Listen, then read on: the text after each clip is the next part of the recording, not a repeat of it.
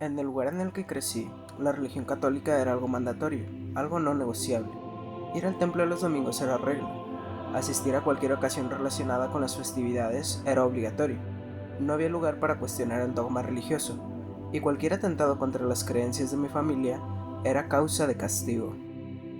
Naturalmente, crecí odiando esas reglas que me parecían un sinsentido, pero definitivamente lo que me hizo abandonar por completo cualquier creencia religiosa fue en el momento que me inscribieron en una primaria católica, un colegio donde una de las materias que debía probar junto a todas las demás era la de religión. En mi inocencia, pensé que el poder dialogar mis dudas con una persona con una formación más profesional y estudiada sobre la religión ayudaría a resolver mis dudas, y me podría aclarar las cosas que consideraba que no tenían sentido. Quizá mis preguntas eran muy complicadas, quizá pregunté de mala manera, pero de verdad quería comprender temas como qué significa el persignarse, cómo se supone que funciona realmente la Santísima Trinidad o por qué se tuvo que sacrificar a Jesús. ¿Dios realmente no nos quería perdonar? ¿De verdad era necesario que eso pasara? Si Dios es perfecto y nos enseñó a perdonar, ¿por qué nos guardó resentimiento? Hasta la fecha, realmente no sé si es que mi docente nunca quiso responder mis preguntas, no sabía cómo hacerlo o de verdad no hay respuesta para este tipo de preguntas. Naturalmente, mi curiosidad se vio confundida con un desafío en contra del dogma católico, lo cual me hizo recibir numerosos castigos y situaciones bastante incómodas. En este periodo, a través de estas experiencias, cualquier interés que pude llegar a tener sobre la religión y por extensión de Dios se terminó.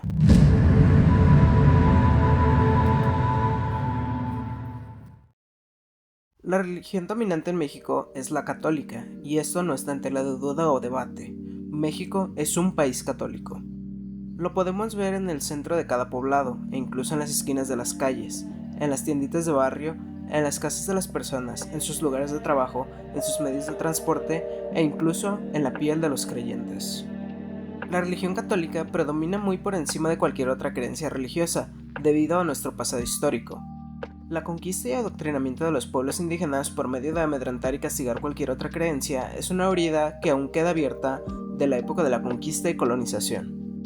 Muchas creencias y folclore que está vigente en nuestra cultura son residuos de una época violenta, en la que se nos adoctrinó a una religión ajena y que buscaba ahogar nuestras raíces. Creencias tan tontas como que cualquier religión no católica es pagana o brujería, lo cual desencadenó una serie de miedos y creencias irracionales, como que los tlacuaches son nahuales o que las lechuzas son brujas, que los murciélagos son de mala suerte o las polillas señal de muerte. Vivimos en una cultura marcada por el compás moral que nos dejaron los conquistadores hace más de 400 años. Nos dejaron a merced del juicio de una religión que no era nuestra, de unos escritos que no eran nuestros, de un Dios que no era nuestro.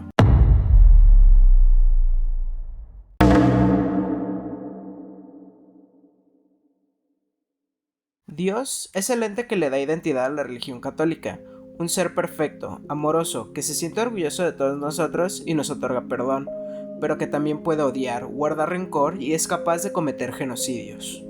Incluso dentro de los mismos escritos de la religión católica hay muchas cosas que se contradicen, en tanto a quién es Dios, a su personalidad o a su forma de actuar o comportarse. En el Antiguo Testamento tratamos principalmente con un Dios iracundo, egocéntrico, capaz de borrar a la humanidad de la tierra mientras dice que lo hace por amor, capaz de condenar a toda la humanidad al sufrimiento eterno, a destinos peores que la muerte, mientras nos dice que nos ama. En el Nuevo Testamento, Dios abandona su ego para permitirse perdonar a la humanidad mediante el sacrificio de su Hijo Jesús. La interpretación de este Dios viene más de la mano de Jesús, que nos cuenta de su Padre amoroso y de los milagros que es capaz de lograr. Esto contrasta mucho con el Antiguo Testamento, pues en el Nuevo Dios destaca por su silencio más que por cualquier otra cosa, mientras que en el Antiguo era un Dios expresivo que no le tenía miedo a hacer extravagantes actos de presencia para guiar a sus elegidos, y sus actos principales eran represalias hacia la humanidad por desobedecer sus mandamientos. Las personas religiosas han compartido su interpretación de estas discrepancias conmigo, y la idea que parece predominar es que Dios se adapta a la humanidad y al tipo de guía que necesitan. Quizá una humanidad más antigua y barbárica necesitaba una mano dura para guiar sus caminos, mientras que una sociedad más moderna necesita el silencio para meditar sus decisiones. Si hay algo que queda claro, es que el principal objetivo de Dios es otorgarnos un compás moral mediante el cual medir nuestras acciones, diferenciar lo bueno de lo malo. Dios es juicio, pero Dios también es creación. Dios, según Spinoza, no es un ente, un sujeto como tal. Para él la idea de Dios era algo más absoluto, una sustancia que era en sí misma todo lo que nos rodea. Dios es todo y todos somos parte de Dios. Para él era inconcebible la idea de que pudieran existir cosas, mundos, fuera de Dios, porque Dios debe ser todo. Si es omnipresente es porque existimos dentro de él, dentro de un todo que se compone de atributos de su existencia, donde nosotros somos él tratando de experimentarse a sí mismo. Para Spinoza, Dios se expresaba a través de la naturaleza. Las matemáticas y la geometría eran el lenguaje divino que Dios utilizaba en proporciones perfectas a lo largo y ancho de su creación. Para Spinoza, no cabía la idea de que las cosas fueran casualidad o coincidencia, puesto que las pruebas de que había intervención divina estaban en todas partes, en las expresiones artísticas de un mundo natural que funciona en sintonía y sin margen de error. Spinoza pensaba que Dios era todo. Dios son las plantas que crecen con proporciones perfectas de tallo y hoja, las flores con detallados e intrincados diseños, las mariposas que perfectamente se adaptan a su entorno, y las personas con su anatomía divina. Dios es arquitectura, ciencia, naturaleza, hombre y vida. Dios es creación, pero Dios también es silencio.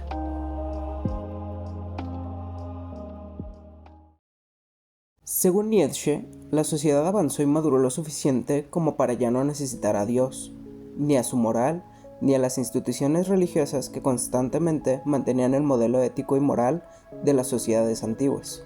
Cuando dice que Dios ha muerto y nosotros lo hemos matado, se refiere a cómo se ha abandonado un dogma religioso para adoptar corrientes de pensamiento que tienden más al nihilismo, y el riesgo que impone tener a muchas personas sintiendo el vacío existencial que es la falta de un propósito en la vida.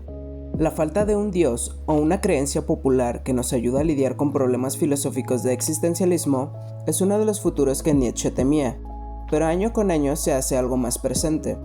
En épocas modernas, la juventud ya lleva tiempo abandonando las instituciones religiosas a favor de creencias más independientes o que se ajusten más a sus convicciones personales. Actualmente, si es que Dios existe en algún lugar, definitivamente podemos decir que es el tipo de Dios silencioso, que no actúa ni interviene directamente en nada por alguna razón. Dios es un silencio rotundo, un sifón de plegarias que jamás responde. Puede que llene el sinsentido que es ser una coincidencia de moléculas de polvo en un planeta varado en medio de la nada. Llena un vacío, pero lo llena con silencio.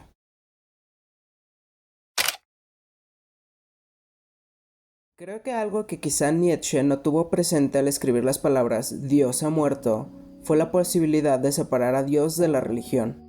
Y es así como en épocas actuales, la juventud no desea abandonar la idea de un Dios, un ser supremo que llene su necesidad espiritual, pero aún así las instituciones religiosas están en declive.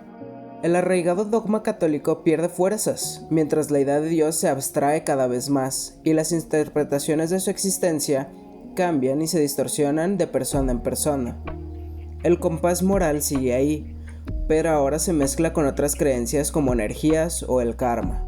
La idea de Dios, uno de los cuentos más antiguos de la humanidad, prevalece, nos acompaña, haciendo una nueva metamorfosis, cambia, evoluciona, se adapta a nosotros, porque nos es imposible dejarlo atrás. Es una respuesta, es confort, es silencio, pero es nuestro, es un Dios hecho a medida, hecho a nuestras necesidades. Y es que, realmente está bien cuestionarte qué es Dios para ti. Es un ejercicio positivo cuestionar los dogmas que la religión te ha impuesto.